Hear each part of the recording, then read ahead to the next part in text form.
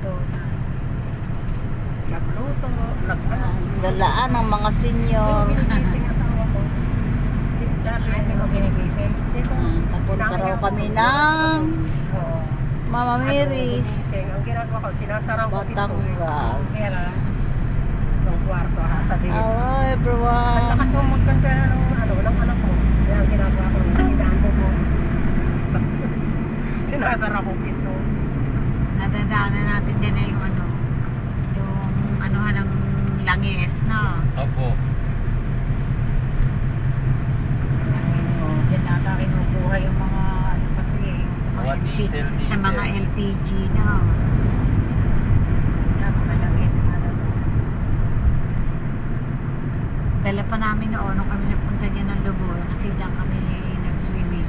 Yung sasakyan ng manugang ko na pick up, wala namin, hindi pa kami makakarating eh.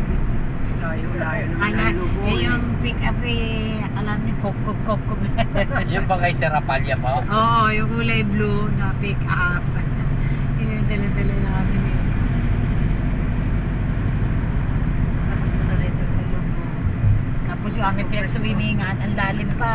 Bababa ka pa. Puro sigsag dyan na yan si. Oo, Puro sigsag dyan sa lubo. Oo. Suka nga yung manugang ko. Kaso hindi naman to, hindi naman mataas pa. Opo. Tapos, pagdating sa bababa ka naman ulit.